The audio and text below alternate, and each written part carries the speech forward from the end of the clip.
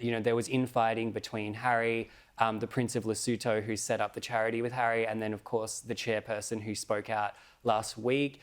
She has accused Harry of sort of not prioritising the charity, of roping in Sentebale with some of his Netflix filming commitments, which did create problems for the charity. There was a story about a polo match for Sentebale, a charity polo match, that was basically descended into chaos because Harry decided to bring the Netflix crew and Meghan showed up, and it was just, the priority was shifting away from the work of the charity, which is helping young people with HIV in Africa. Yes.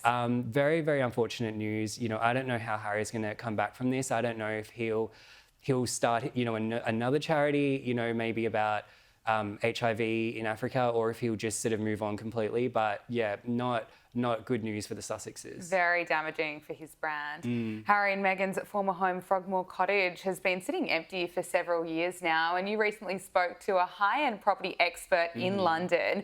What kind of money could this home fetch as a rental, and who would likely be a tenant? Yes, as you said, Frogmore Cottage has just been sitting there.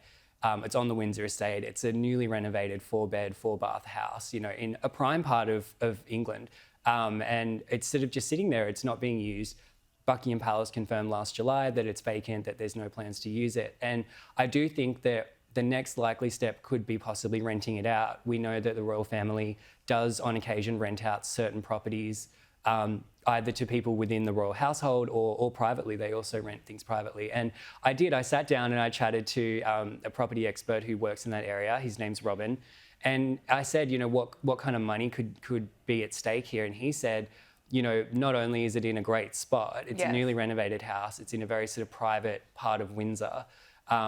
It's also, the royal prestige of it as well could be vital, and he thinks that it could fetch something like £40,000 a month. Oh, wow. Yeah, so basically that could be a rental income per year of 800,000 Australian dollars for the royal family, which would be welcome funds, because we know that the royal family is constantly, in discussions with the government about their budget, keeping budgets. The royal family is like any other organisation or business. It has to sort of cut down on costs. Yeah. So I think this is a practical way to get some use out of Frogmore Cottage. Robin also said that the home would be perfect for a diplomat or, someone high profile that, is able to be vetted by the royal family, but also that is, prepared to pay that premium for the privacy. So yes, definitely stay tuned. I reckon in July, when the royal family will sort of make an update on Frogmore Cottage, I think we'll get a little bit more info. Yeah, very interesting.